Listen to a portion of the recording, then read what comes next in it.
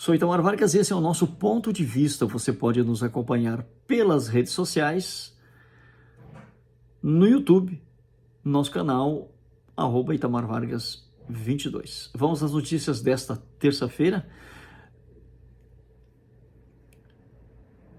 Revista Oeste, J.R. Guzzo, diz o seguinte: o balanço dos primeiros 100 dias do governo Lula, nenhum resultado, só mentiras e apego ao passado.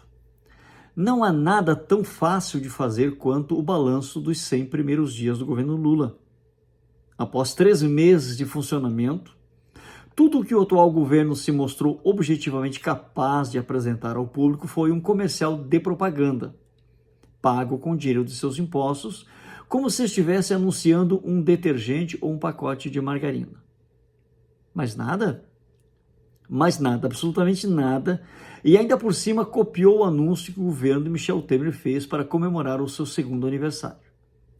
Mais uma vez, a fotografia exata da ação de Lula, do PT e da esquerda quando estão no governo.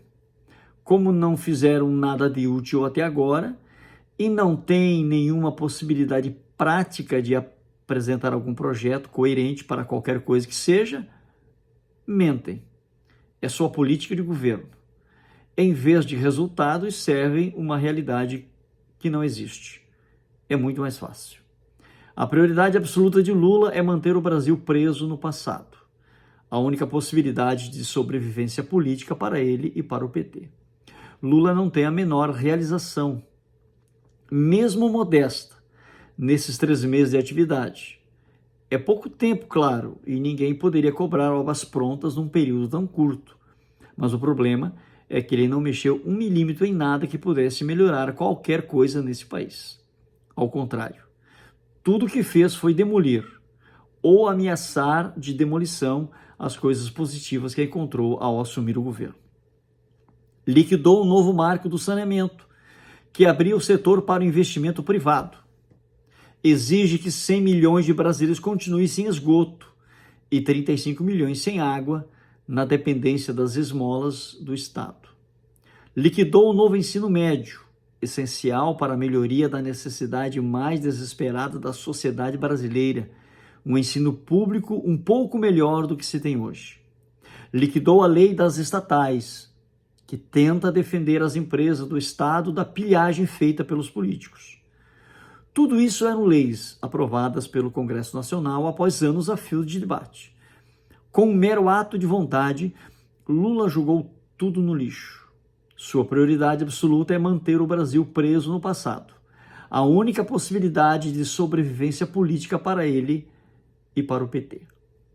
A política externa dos primeiros 3 meses do governo Lula é o insulto público às democracias, à liberdade e à lei internacional.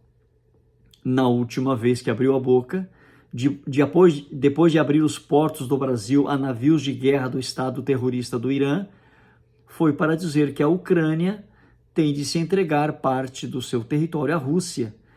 Ele decidiu que os ucranianos não podem querer tudo.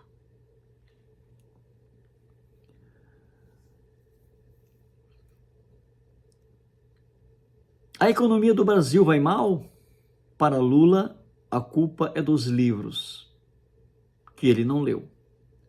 A política econômica não existe. Tudo o que se fez até agora foi amontoar papelório incompreensível e inútil sobre um arcabouço fiscal que não estabelece uma única medida de ordem prática e se resume a uma série de devaneios a respeito do futuro remoto. A política ambiental levou a Amazônia a ter, em fevereiro último, o pior índice de queimadas de toda a história, de toda a série histórica.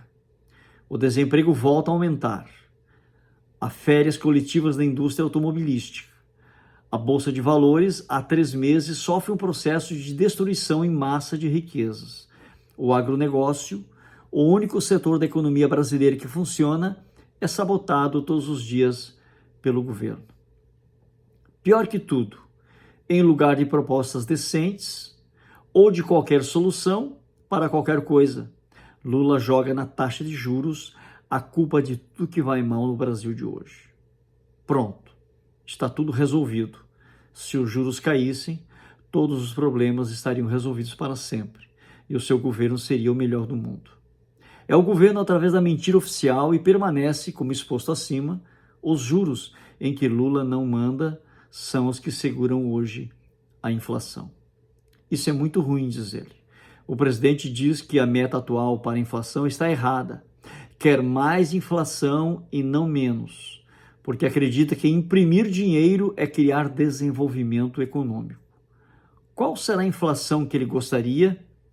100% ao ano, como na Argentina, que tanto quero copiar? Bem, esses são os 3 primeiros meses. Imagina os primeiros 3 anos, diz o jornalista J.R. Guzzo na Revista Oeste.